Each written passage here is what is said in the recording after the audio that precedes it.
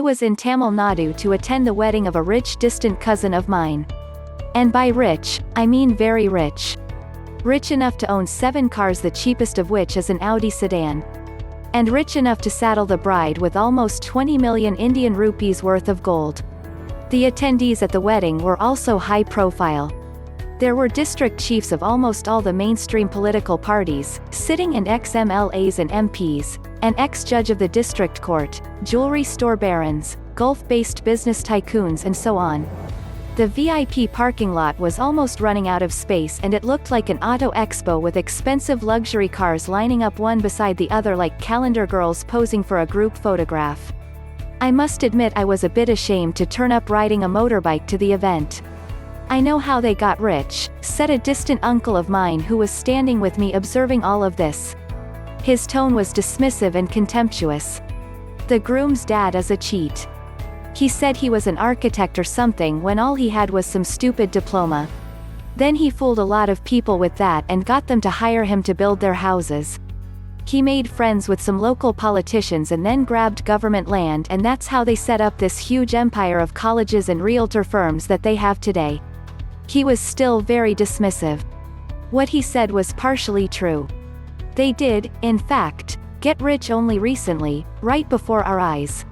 When we were kids, the groom and his brother and I were all more or less the same age.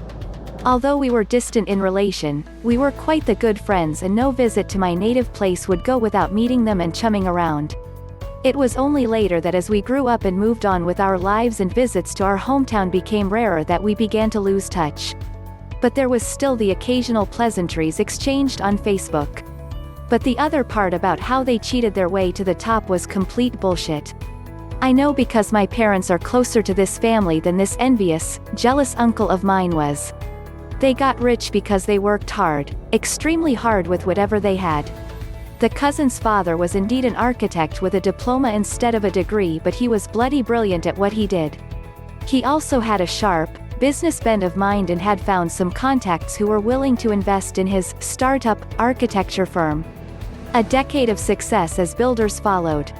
He made the right financial choices and established his own brand of professional education colleges as a consortium of like-minded friends and partners.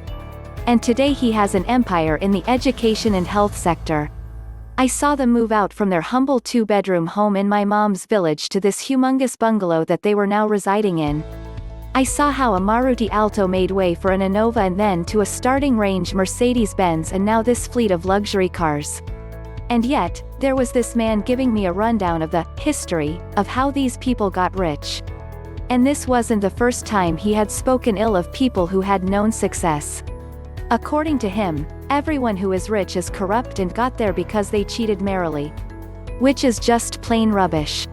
Why speak of ill of people who did you no harm? In fact, the person he was criticizing and throwing mud on had graciously offered to educate his daughter for free in his relatively well-known and academically sound engineering college because he couldn't afford such high fees. So why speak ill of someone who wanted good for you? And what guarantee is there that tomorrow when you achieve a fine standing in the eyes of the society that this uncle of yours wouldn't be going around saying, "Altif. Ah, I have known that cheating son of a witch since he was born. You can't trust him, you know." Totally, absolutely avoid such people. And never ever partake in their gossip mongering. Simply not worth it.